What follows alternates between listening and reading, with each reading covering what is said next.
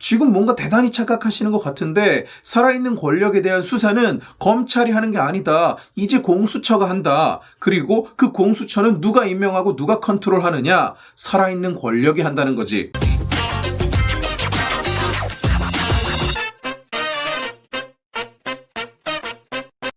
결국 더민당 애들이 공수처법을 고쳐버렸네.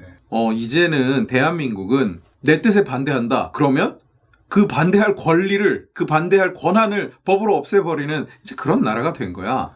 아니 이렇게 법도 자기 마음대로 고치면서 고위공직자에 대한 수사를 공정하게 할 거라고 어떻게 기대할 수 있는데?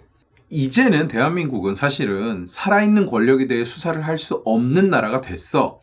공수처법에 보면 지금 문제가 되는 독소 조항이라고 얘기하는 것들 중에 이런 게 있어. 수사처의 범죄 수사와 중복되는 다른 수사기관의 범죄 수사에 대하여, 그러니까 검찰이나 경찰을 얘기하는 거야. 처장이 수사처에서 수사하는 것이 적절하다고 판단하여 이첩을 요청하는 경우 해당 수사기관은 이에 응하여야 한다. 이게 무슨 얘기냐? 누군가가 고위공직자에 대해서 수사를 하고 있어. 검찰이나 경찰이. 그러면 야 그거 우리 거니까 넘겨 하면 군말 없이 그냥 넘겨야 된다는 거야. 공수처에. 무조건. 그러면 공수처에다 얘기를 하지 않고 그냥 조용히 수사를 하면 되지 않느냐. 안 돼. 또 무슨 조항이 있냐면 다른 수사기관이 범죄를 수사하는 과정에서 고위공직자 범죄 등을 인지한 경우 그 사실을 즉시 수사처에 통보하여야 한다. 그러니까 검찰이 뭘 수사를 하다가 이게 고위공직자가 연루돼 있다. 사실 알고 보니까 뒷 배경에 누가 있더라. 무슨 뇌물이 있더라. 이게 발견되면 그 즉시 공수처에 통보를 해야만 하는 거야. 그러니까 공수처 모르게 고위공직자 범죄를 수사할 수가 없어. 그리고 그 사실을 알고 공수처가 야, 그 건 가져와 하면 무조건 줘야 돼. 군말 없이. 실제로 11월 초에 더민당에서 검찰 토론회를 여는데 여기에서 윤석열 총장이 이런 얘기를 했어. 살아있는 권력을 수사하는 것이야말로 검찰의 임무다. 여기다 대고 김종민이가 뭐라고 이야기를 하냐면 아니다. 이 발언 문제 있다. 7월 15일자로 살아있는 권력에 대한 수사는 공수처가 담당한다.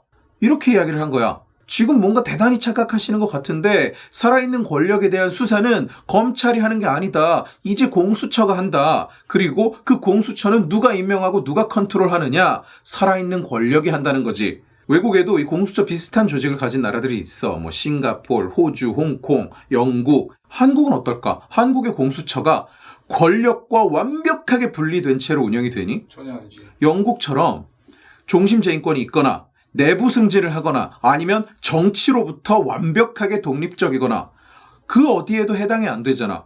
그러면 공수처의 미래는 어떨까?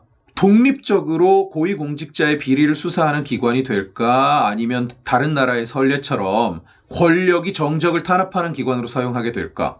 당연히 후자지.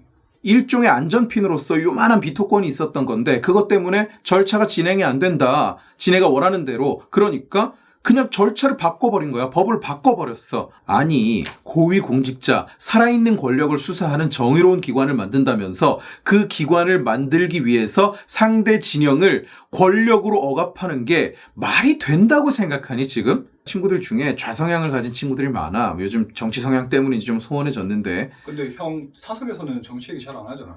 사석에서는 별로 안 하는데 공석에서는 이렇게 엄청나게 하고 있잖아. 어쨌든 예전에 국회 선진화법 때문에 국회가 아수라장 됐을 때 아무것도 통과 못 시키고 아무것도 결정 못하고 그때 새누리당이 다수당이었단 말이야. 그때 얘네들이 이렇게 얘기를 하더라고. 국회 선진화법 좋은 법이다. 왜냐하면 소수의 의견을 존중하게 되기 때문에. 내가 그때 그랬어.